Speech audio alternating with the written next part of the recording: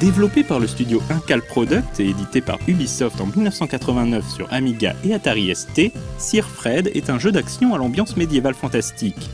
Classique à première vue, celui-ci a su néanmoins se démarquer grâce à quelques bonnes idées et beaucoup d'humour.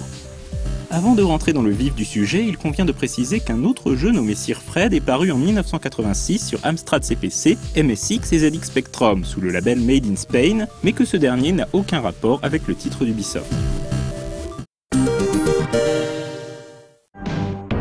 Chevalier au courage sans limite et à la force herculéenne, Sir Fred vit une existence des plus héroïques. Non seulement ce vaillant guerrier excelle sur les champs de bataille, il peut également se vanter de vivre une idylle avec une princesse dont la beauté est vantée aux quatre coins du monde. Si une telle réussite force l'admiration, elle suscite aussi beaucoup de jalousie. Le nain Ultimor fait partie de ces envieux, et afin de mettre un terme à cette belle histoire, celui-ci lance un sort sur le héros du royaume. Sir Fred se transforme alors en demi-portion à l'allure ridicule. Une apparence qui fait fuir sa bien-aimée, partie trouver refuge dans les bras d'un autre chevalier. Humilié et devenu la risée du pays, Sir Fred compte bien retrouver Ultimor pour lui faire mordre la poussière et conjurer le sort. Mais avant d'y parvenir, il va falloir traverser 3 mondes principaux. Une forêt, le village des nains et un sombre château. Chacun de ces mondes est subdivisé en plusieurs niveaux. Armé d'une épée pour le combat rapproché et de couteaux pour les attaques à distance, Fred doit terrasser des hordes de nains tous plus hargneux et malicieux les uns que les autres. Faisant usage d'armes blanches ou de magie, ses adversaires bedonnants se montrent sans pitié et ce dès le premier monde. D'autres assaillants sont bien sûr de la partie, comme des serpents, des corbeaux, des fantômes, des araignées ou encore des guêpes. Les dangers ne manquent pas, et comme dans tout jeu vidéo de cette époque, le challenge s'avère assez corsé. À plus forte raison que le nouveau physique de Fred ne lui octroie pas une force extraordinaire et que les couteaux sont en nombre limité. La jauge de vie, représentée sous forme de pomme en bas à droite de l'écran, peut rapidement se vider, et il est impératif de connaître les niveaux par cœur pour progresser dans le jeu.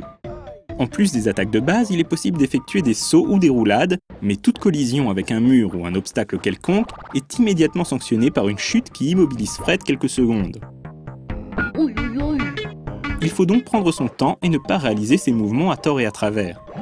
L'une des particularités les plus marquantes de Sir Fred est la possibilité de faire évoluer son personnage sur 3 plans différents. Ainsi, en poussant le joystick vers le bas ou vers le haut, Fred passe d'un plan à un autre. Cet aspect du gameplay est au centre du jeu car les ennemis déambulent eux aussi sur ces 3 plans. Pour les anéantir ou les éviter, il faut donc constamment jouer avec ce système. S'il n'est pas toujours très simple de s'y retrouver, ce concept est malgré tout très bien exploité tout au long de l'aventure. Le seul bémol concerne la position des nains et autres monstres, pas forcément évidente à déterminer dans certaines zones. Si Sir Fred est avant tout un jeu d'action, le titre d'Incal Product demande tout de même aux joueurs de collecter des clés afin de déverrouiller de nouvelles contrées. Indispensables pour progresser, ces clés peuvent se dénicher au sol ou après avoir tué un ennemi précis. Des potions sont également à glaner ici et là. Permettant généralement de regagner de la vie ou d'obtenir une invincibilité temporaire, certaines s'avèrent indispensables pour passer au monde suivant. Loin d'être une claque technique, Sir Fred s'en sort malgré tout avec les honneurs. Avec ses environnements sombres et riches en détails, il possède une patte graphique intéressante. Même les décors plus classiques, comme le château servant de cadre à la dernière partie du périple, restent de grande qualité. Fred et les sbires d'Ultimor sont également animés avec soin, mention spéciale aux nains et à leur mimique désopilante. Quant à la partie sonore, elle ne déçoit pas non plus. Les musiques sont entraînantes et les bruitages très convaincants. 2 défauts majeurs ternissent néanmoins le tableau. Les nombreux ralentissements intervenant dès que l'écran se retrouve un peu trop chargé en sprites, ainsi que le niveau de difficulté mal dosé qui engendre de grosses frustrations de temps à autre.